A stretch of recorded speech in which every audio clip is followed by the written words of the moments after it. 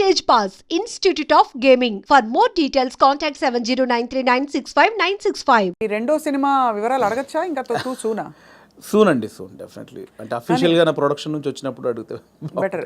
No డెఫినెట్గా. కానీ అందరికీ క్యూరియాసిటీ ఏంటంటే బలగం తీసిన తర్వాత మీరు చాలా జాగ్రత్త పడాలి. ఇంకా రెండో సినిమాకి అదే స్థాయిలో మెప్పించాలి, ఇంకా ఎక్కువ మెప్పించాలి వీలైతే. మరి ఏంటి మీ ఆలోచనలు దాని మీద? ఉందండి, కథ అయిపోయింది, ఆల్మోస్ట్ కథ అయిపోయింది. ఇంకా అఫీషియల్గా అనౌన్స్ చేస్తాం త్వరలో. మళ్ళీ డెఫినెట్లీ నన్ను ఎవరైతే ప్రేమించారో ఆశీర్వదించారో వాళ్ళని ఒప్పిస్తానని నమ్మకం అవుతుంది. నాకు అదైతే ఇప్పటివరకు అయితే ఖచ్చితంగా ఒప్పిస్తానని నమ్మకం అవుతుంది. అంతకుముందు కామెడీ యాక్టర్గా జబర్దస్త్లో మీ జర్నీ ఎలా ఉండేది వేణు గారు? అది హ్యాపీ జర్నీ అండి, చాలా హ్యాపీ జర్నీ. నా లైఫ్లో అంటే జాలీగా ఉన్న రోజులు అవి. అంటే నేను 2004లో యాక్టర్ అయిన తర్వాత 2015 వరకు గాడ్ గ్రేస్ని అసలు వెనక్కి తిరిగి చూసుకోలేదండి. అంటే నేను డైలీ 4 షూటింగ్లు 5 షూటింగ్లు. అంటే ఈరోజు హైదరాబాద్లో ఉంటే సడన్గా మీరు వేణుగారు ఎక్కడున్నారంటే ఈరోజు ఇక్కడే ఉన్నానండి ఈవినింగ్ అంటాను.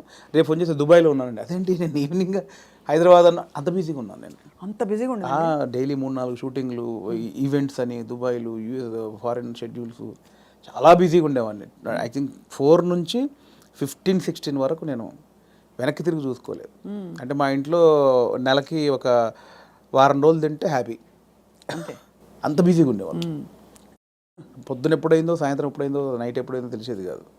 సో 15 తర్వాత కొంచెం జబర్దస్త్ నుంచి బయటకు వచ్చి అప్పుడు ఇంకేమైనా చేసుకోవాలని ఈ బలగం ఏదైతే దానికి ప్లానింగ్లో ఉన్నప్పుడు మాత్రం కొంచెం ఒక 3-4 ఇయర్స్ బాగా స్ట్రగుల్ అయ్యాను. సో కానీ ఎలాగా అంటే మీరు చెప్పారు కదా, అంటే మీరు మట్టిలోంచి పుట్టిన కుటుంబం మీది. మరి మీరు పొట్టకోటి కోసం అయినా పనిచేయక తప్పదు. అవును. మరి ఒకవైపు ప్లానింగ్, ఇంకోవైపు యాక్టింగ్ ఆపర్చునిటీస్ వదులుకోవాలి.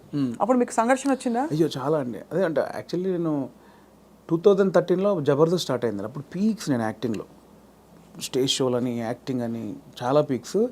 ఆ జబర్దస్త్కి వెళ్ళిన తర్వాత మేము ఎక్స్పెక్ట్ చేయలే. మాది స్టార్టింగ్ స్టేజ్, మాది స్టార్టింగ్ టీం, మాది ఎక్స్పెక్ట్ చేయలేదు. యాక్చువల్గా జస్ట్ ఒక 13 డేస్, ఒక 4 రోజులు ఇవ్వండి చాలు అని తిరిగేవాళ్ళు, మా వెనకాల తిరిగేవాళ్ళు. సో ధనరాజు, మా చంద్ర అప్పుడు కొత్తవాడు, ఇంక వాడు ఇంకా రాలే అసలు. ధనరాజు నన్ను పక్కగా పట్టుకున్నారన్నమాట వాళ్ళు. అంటే మేము ఇద్దరే అంతకుముందు స్కిట్లు చేసాం, స్మోక్ టీవీ అని అవన్నీ చేసాం. సో వీళ్ళని పట్టుకోవాలని చాలా పట్టుకున్నారు. నేను కన్విన్స్ అవ్వాల, ఎందుకంటే సినిమా నేను అప్పట్లో కొంచెం టీవీ అంటే టీవీకి వెళ్తే సినిమాకి రాలేరేమో అనేది ఉంది. ఇప్పుడు లేదు. ఇప్పుడు స్క్రీన్ అనేది ఉన్నది తప్ప big screen, small screen, phone screen లేదు. ఇప్పుడు స్క్రీన్ అంతే. అప్పుడు ఆ వేరియేషన్స్ ఉన్నాయి. సో అప్పుడు 13 రోజులు మంచి అమౌంట్ ఎక్స్పెక్ట్ చేయని అమౌంట్ ఒకటి. 4 డేసే కదా అని లైట్గా కమిట్ అయ్యాం. ఆ 4 డేస్లో 13 ఎపిసోడ్స్ మీకు తెలుసు. అది జబర్దస్త్ స్టార్టింగ్ 18 రేటింగ్. అంటే గురువారం వస్తే వెయిట్ చేసేవాళ్ళు, గురువారం కోసం ఒక టీవీ షో కోసం వెయిట్ చేసేవాళ్ళు. సో 13 డేస్ తర్వాత మళ్ళీ బతిలాడి ఇప్పుడు అనుకున్న అమౌంట్ కంటే డబ్బులు పెంచారు. సరే అని మళ్ళీ 13 చేసాం, 27 ఎపిసోడ్ చేసాం. ఆ తర్వాత ఇంకా అది జబర్దస్త్ ఎట్లా అయిపోయిందంటే తెలుగు రాష్ట్రాల్లో గురువారం వస్తే ఏంటి అనేది. ఇప్పుడు స్కిట్లు రాయడం అది కూడా ఎలా జరిగేది? అది ఉండేది. సో అప్పుడు ఏంటంటే అప్పుడు ఇంకా ఇది మీకు తెలియట్లేదండి, ఇది చాలా అద్భుతం, మీకు ఎంత అంటే అంత ఇస్తాం, మీరు కంటిన్యూ చేయండి అన్నారు. అప్పుడు నేను ఏంటంటే నాకు సినిమా అనేది, నేను సినిమా కోసం వచ్చాను, ఇది చాలా బాగుంది, చాలా డబ్బులు ఇస్తున్నారు, ఇంటింటికి గడప గడప వెళ్ళాం, రీచ్ అయ్యాం, ఇంత డబ్బులు వస్తున్నాయి, అటు షోలు, రెమ్యునరేషన్ అన్నీ వస్తున్నాయి, కానీ నాకు సంబంధించింది పోతుంది. అవును, నేను సినిమా అనుకున్నాను, దీనికోసం రాలేదు, ఇటు పోతే నా సినిమాకు దూరం అవుతాను, దీని నుంచి బయటకు వచ్చాను నేను. అబ్బా చాలా పెద్ద ఇదండి. మామూలుగా సెటిల్ అయిపోతాం మనం, పైసలు వస్తున్నాయి కదా ఎందుకు బై నీకు అందుకని బయటికి వెళ్ళాము. బయటికి వెళ్ళాక 1.5 year తర్వాత ఇది రైజ్ అయిపోయింది. అంటే ఇంటర్నెట్ ఫ్రీ అయిపోయి ప్రతి ఒక్కరికి సెల్ ఫోన్ చేతిలోకి వచ్చేసి ఇది వైరల్ అయిపోయింది. అప్పుడు ఏమైంది, నేను జబర్దస్త్ కొన్ని చేశాను కాబట్టి సినిమాలో కొంచెం దూరం అయిపోయా, టీవీకి వెళ్ళడం వచ్చేసి. అవును ఇది వచ్చేసిందని నేను దాన్ని పక్కన పెట్టేసి సినిమాకి వచ్చేసరికి ఇది పక్కకు పెట్టేశారు. అరే ఇలా అయింది ఏంటి అని కసిలో మళ్ళీ ఒక 1 year చేసాం. అవును, మీరు తిరిగి వచ్చినప్పుడు అయితే వెల్కమ్గా తీసుకున్నారు మిమ్మల్ని, తీసుకున్నారు. మళ్ళీ 1 year చేసిన తర్వాత అప్పుడు ఇంకా మైండ్లో డబ్బు అని మళ్ళీ ఇటు వెళ్ళినోని మళ్ళీ ఇటు వచ్చా, ఇక్కడ మళ్ళీ డబ్బు కోసం వచ్చా, బట్ లోపల మాత్రం ఇది కాదని నన్ను వేధిస్తాం అనమాట. మళ్ళీ బయటకు వచ్చాను. ఆ మళ్ళీ బయటకు వచ్చిన తర్వాత 2015 మిడ్లో బయటకు వచ్చామండి.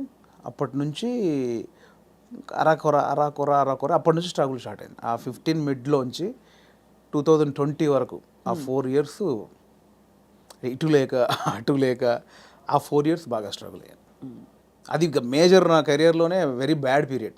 అంటే తినడానికి ఉండడం వేరు, అది వేరు, బట్ మైండ్ బిజీగా ఉండడం మెయిన్ ఇంపార్టెంట్. అవును, మైండ్ బిజీ. మనం అసలు ఎటు వెళ్తున్నాం అని ఒక తెలుస్తుంది కదా లోపల. పొద్దున 6 గంటలకు వేస్తే స్టాఫ్ వచ్చారా, పొద్దున 12 గంటల వరకు ఈ షూటింగ్, మధ్యాహ్నం ఆ షూటింగ్, రేపు దుబాయ్, ఇటు ఆస్ట్రేలియా, ఇవి అన్నిట్లో ఈ స్కిట్ల బిజీ ఉంటుంది. ఇప్పుడు మీరు ఇందాక అడిగారు స్కిట్లు, మినిమం ఒక స్కిట్ రాయడానికి 2 రోజులు పట్టేదండి. ఎవరు రాస్తారు? నేను, నా టీం మెంబర్స్, ఎవరైనా ఒక రైటర్, అంటే మనకు సింక్లో ఉన్న మెయిన్ టీమ్ లీడర్ దగ్గరనే ఉంటుందండి. ఇంప్రూవ్ అని ఉంటుందండి యూఎస్లో, అంతా ఉంటుంది. ఇది 100% ఇంప్రూవేషనే స్క్రిప్ట్ అండి, స్క్రిప్ట్ రైటింగ్ ఏ ఉండదు. సో మీకు దానికి నేపథ్యం, మీరు Depends థియేటర్కి అది. వెళ్ళారా?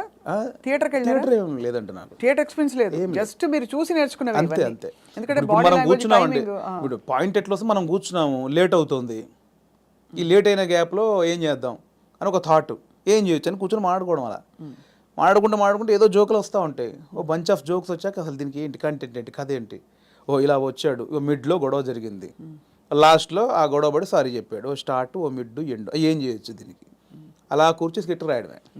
అలా టీం అంతా రాయడం, ఆలోచన ఎక్కడైనా పాయింట్ వస్తుంటుంది. అది టైమింగ్, ఎడిటింగ్లో అసలు అంటే మా టైంలో అయితే ఎడిటింగ్ సెన్స్ లేకుండానే దింపేసేవాళ్ళం అండి. నింపేశారు. ఇప్పుడు ఎలా ఉందో నాకు తెలియదు. నా ధనరాజు కానీ, నేను కానీ, అప్పుడు రాఘవ్ గారు కానీ, చంద్ర కానీ, అంటే అప్పుడు ఇప్పుడంటే పాపం వాళ్ళు జబర్దస్త్ వాళ్ళకి ఇప్పుడు వాళ్ళకి ఏమైందంటే కొన్ని వేల పాయింట్లు టచ్ చేశారండి. అవును, ఎన్ని స్కిట్లు అయి ఉంటాయి, కొన్ని వేల స్కిట్లు అయి ఉంటాయి, వేల పాయింట్లు టచ్ చేశారు. ఇంకేం చేయాలో అర్థం కాక వాళ్ళకి. అవును. అప్పుడు మేము కొత్త కాబట్టి మాకు అన్ని కొత్తయే, ఆల్ పాయింట్స్. ఇప్పుడు అత్తా కోడళ్ళు ఓ 100 పాయింట్లు ఉంటాయి, అప్పుడు మాకు అవన్నీ కొత్త. ఇప్పుడు అత్తా కోడలు చేయమంటే ఏది చేసినా కూడా ఆల్రెడీ చేసినట్టే ఉంటుంది. సో అట్లా మాకు చాలా పాయింట్స్ దొరికేవి. ఇప్పుడు చంద్ర మొత్తం ఫ్యామిలీస్ మీదకి వెళ్ళిపోయేవాడు, నేను అన్నీ కొంచెం టిపికల్గా ఉండాలి, అది నేను ఈ కొంచెం కొత్తగా ఏదో చేసేవాడిని, ధనరాజు ఇంకో, అట్లా ఎవరి కేటగిరీ వాళ్ళకు ఉండేది. సో అప్పుడు పోటాపోటీ బాగా చేసాము. సో ఆ 15 నుంచి బయటకు వచ్చాక అంత మంచి రెమ్యునరేషన్స్ కానీ, ఈవెంట్స్ కానీ, మీకు తెలుసు ఈవెంట్స్ ద్వారా మంచి ఆర్టిస్టులకు మంచి ఆదాయం ఉంటుంది, చాలా బాగుంటుంది. అదే కదా. సో అటు ఇటు మిస్ అయ్యి ఈ 15 నుంచి 20 వరకు నేను దాదాపు మీరు ఎక్స్పెక్ట్ చేయలేని అమౌంట్ మిస్ అయిపోయాను. సో ఆ లోపల అది ఉంటుంది, అది బాధ అనమాట, తిండికి బాధ కాదు. అనవసరంగా దాంట్లోంచి బయటకు వచ్చావు, ఇప్పుడు ఇంత పోయింది, ఇప్పుడు ఇది లేదు అది లేదు. ఇప్పుడు మన బతుకులకి నువ్వు వచ్చిన నేపథ్యానికి అది చాలా పెద్ద అమౌంట్. దాన్ని మిస్ అయిపోయామే, తప్పు చేసామా, ఒప్పు చేసామా, అనవసరంగా సినిమాని ఓ పెద్ద బిల్డప్ ఇచ్చుకొని బయటకు వచ్చావు, ఇక్కడ ఇది లేదు, అక్కడ అంతా సాలిడ్ అమౌంట్ మిస్ అయిపోయి ఏంట్రా తప్పు చేసామనే గిల్ట్ ఒకటి ఉంటుంది చూసారా, ఆ గిల్ట్ ఎక్కువ పోయాను అనమాట. అవును, లక్షల సంపాదన వదులుకోవడం అంటే ఈజీ విషయం కాదు.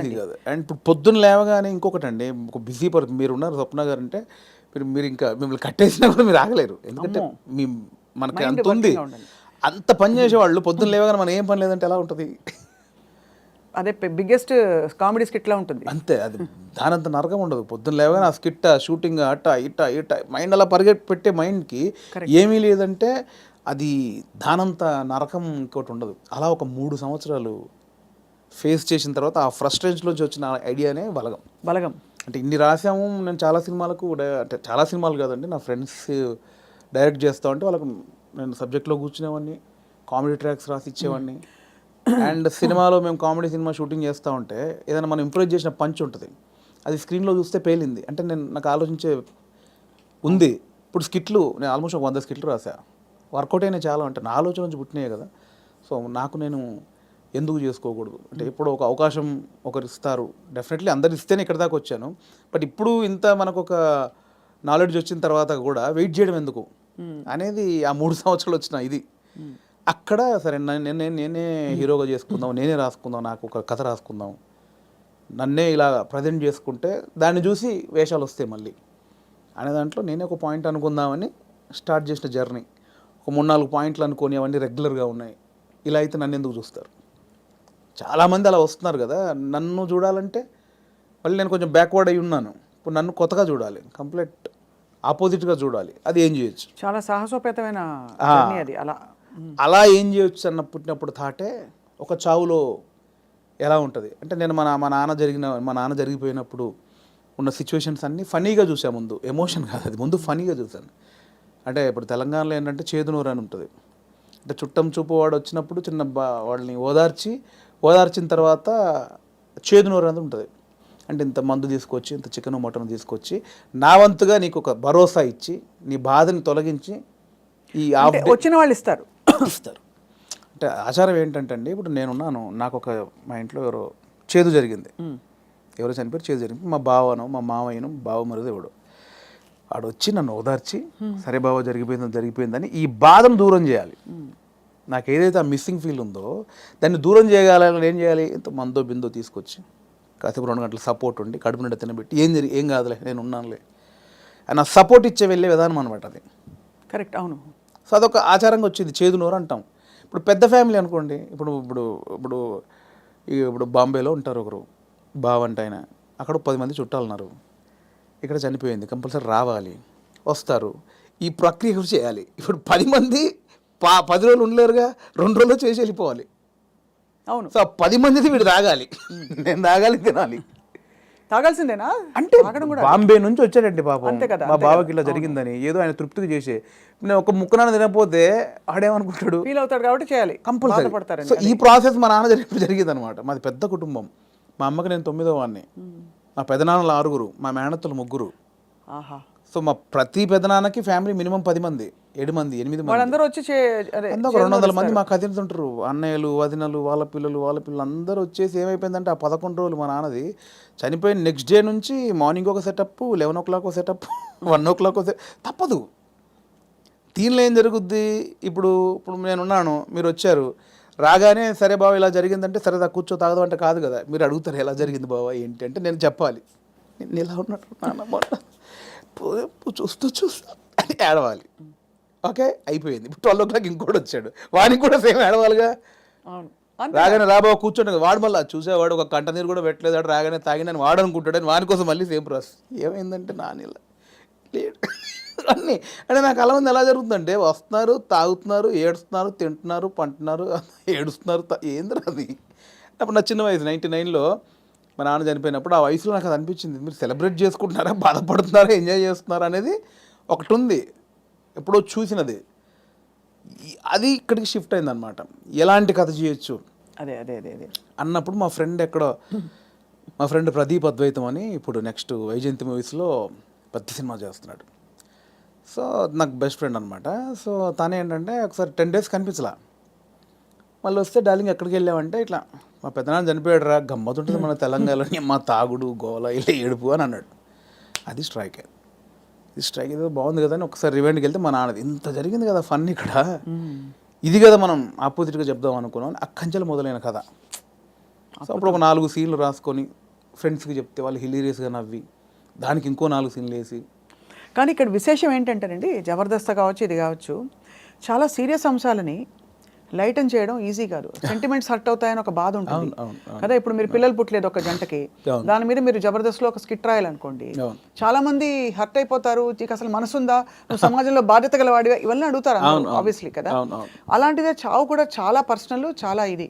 కానీ ఇందులో మీరు ఒక విధమైన హ్యూమరు, లైఫ్లోని చాలా సటిల్గా జరిగిపోయే ఇవన్నీ తీసుకొచ్చారు చూడండి. అది దాని కూడా మన పెద్దవాళ్ళు చెప్పిన నిదర్శనాలు అండి నిజంగా. అంటే ప్రతి విషయంలో మీకు సీరియస్నెస్ ఉంటుంది, కామెడీ ఉంటుంది. ప్రతి ఇన్సిడెంట్లో మీరు కామెడీ, ఇప్పుడు ఇది సీరియస్ అనుకోండి ఒక చావు అనేది, ఎగ్జాక్ట్ లేకపోతే ఒక కామెడీదే తీసుకుందాం, కానీ దానిలో కూడా సీరియస్ ఉంటుంది. ఇది చావు అనేది సీరియస్ అనుకోండి, దానిలో మనం కామెడీ చెప్పాను నేను, కానీ ప్రాపర్గా ఒక కామెడీ ఎపిసోడ్ ఉందనుకోండి, దాంట్లో సీరియస్ కూడా ఉంటుంది. మనం చూసే దృష్టికోణమే. నాకు ఒకసారి ఏమైందంటే అవునన్నా కాదన్నా అనే సినిమాకి మేము ట్రిప్కి వెళ్ళామన్నమాట. సో తేజ గారు, ఉదయ్ కిరణ్ గారు, సుమన్ శెట్టి, నేను, ధర్మవరం సుబ్రహ్మణ్యం గారు. ఆయన ఒక చోట ఒక మాట అన్నాడండి ఒక ఇంటర్వ్యూలో. ప్రెస్ వాళ్ళు అడిగారు, అదండి అందులో కొంచెం బూత్ ఉందండి, శృంగారం ఎక్కువ ఉందండి అంటే ఆయన ఒక మాట, ఏ సందర్భమో నాకు తెలియదు, ఒక మాట నన్ను పడిపోయింది. ఏమైనా ఇప్పుడు ఎయిడ్స్ మీద సినిమా చూస్తున్నప్పుడు, ఎయిడ్స్ మీద అవగాహన కల్పించడానికి ఒక సినిమా చేస్తున్నప్పుడు ముందు శృంగారం చూపించాలి. వాడు ఎలా అడిక్ట్ అయ్యాడు శృంగారానికి, కొంచెం బ్యాడ్ రూట్ ఎలా పట్టాడంటే అవన్నీ చూపించాలి. కొంచెం ఆ రొమాంటిక్ అప్పీల్ చూపించినప్పుడే ఇది చెప్తావు, అది చూపించకుండా ఇది చెప్తే ఎవడు చూడ్డాయి అన్నాడు. కరెక్ట్, అంతే, అది నిజమే. మీకు అర్థమైంది? నాకు అందులో ఏదో దొరికింది నాకు. అంటే మనకు మంచి చెప్పినప్పుడు దానిలో చెడు కారణమైంది ముందు చెప్పినప్పుడే, ఇది చెడు, దీనివల్ల ఇది జరుగుతుందని చెప్తాం కదా. అవును, ఆ మంచిని పట్టుకుంటే సరిపోతుంది, పట్టుకోవాలి. అదే దానికోసం ఇవన్నీ తప్పదు, మేకప్ చేయడం తప్పదు. పలకం కూడా అంత, నేను రాగానే కుటుంబాలు కలుస్తాయంటే ఎవరు చూడరు. కుటుంబం కలవాలి అంటే సోది అనుకుంటారు. దానిలోనే మనం ఏం చేయొచ్చు, ఎలా చెప్పొచ్చు అనేది. కానీ ఎంత సూక్ష్మమైన ప్రయాణం మీలో జరిగిపోయింది చూడండి. మీ ఎదుగుదల ద్వారా ఎన్ని విషయాలు మీరు గ్రహించుకున్నారు. మీకు ట్రైనింగ్ లేదు, బ్యాక్గ్రౌండ్ లేదు. అంటే యూజువలీ నేను ఐఎమ్ ఫ్రమ్ థియేటర్ అని చెప్పుకుంటారు చాలామంది.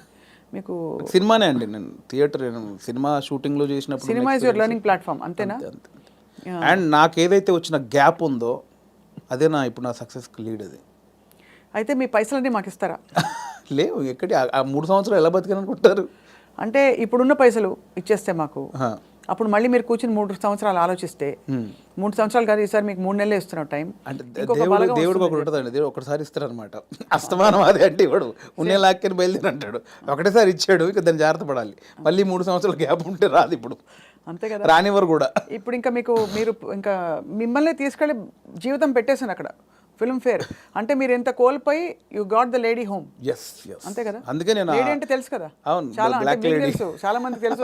చెప్పాలి ఒకసారి, బ్లాక్ లేడీని తీసుకొచ్చుకున్నారు. బ్లాక్ అదే ఆ మెట్లు ఎక్కుతున్నప్పుడు కానీ, అది చేతిలో ఉన్నప్పుడు కానీ, నేను అంటే చాలా ఇంటర్వ్యూలో మాట్లాడే మనకు భయం అయ్యేది బేసికల్గా స్టేజ్ మీదకి వెళ్ళి మాట్లాడాలంటే. కానీ ఆ రోజు ఎందుకో చిన్న లోపల షివర్ అయిపోతూ, నమ్మలేని విషయం కదండి.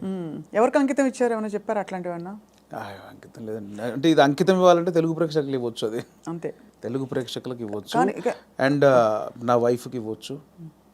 ఎప్పుడు పెళ్ళైంది వేణుగారు మీకు? నాకు 2009, అంటే బిఫోర్ జబర్దస్త్. బిఫోర్ జబర్దస్త్. మీ పెళ్ళైన తర్వాత మీ లైఫ్ జబర్దస్త్గా మారింది, అంతేనా? ఇందులో 2 అర్థాలు ఉన్నాయి. అందరికీ అంటే రకరకాలుగా మారింది. మేడం గారు పాప నన్ను చూసి తిట్టుకుంటారేమో. మేడం గారికి కంగ్రాచులేషన్స్ చెప్తున్నాను. మీ వైఫ్ పేరండి? శ్రీలత. శ్రీలత గారికి కంగ్రాచులేషన్స్, మీ వారు సాధించి ఛేదించి చూపించారు. అది డెఫినెట్లీ నా వైఫ్ సపోర్ట్ 101% ఉందండి. ఈ 5 years జర్నీలో నేను ఏది పట్టించుకోలేదు బేసిక్గా. అవునా? ఏది పట్టించుకోలేదు ఇన్ సెన్స్, అంటే డబ్బు ఉండగానే అన్ని కాదు. ఇది ఒక్కటి కట్ చేసి మేము thumbnail పెడితే ఏముంటుంది? మా వైఫ్ నన్ను ఈ 5 ఏళ్లలో అస్సలు పట్టించుకోలేదు. మీరు ఏదైనా పెట్టొచ్చండి, నేను అడిగింది మీరు పెట్టరు, నేను వద్దన్నది మీరు ఆపరు. జోక్ నాకు అంటే మిమ్మల్ని చూస్తే మా అందరికీ జబర్దస్త్ స్ఫూర్తి వచ్చేస్తుంది అనమాట. నా వైఫ్ సపోర్ట్ 100% ఉంది. తను నాకు ఎక్కువ బర్డెన్ ఇవ్వలేదు, పిల్లల విషయంలో కానీ ఫ్యామిలీ విషయంలో కానీ. నన్ను అర్థం చేసుకుంది పాపం. చాలా అవసరం కదండి.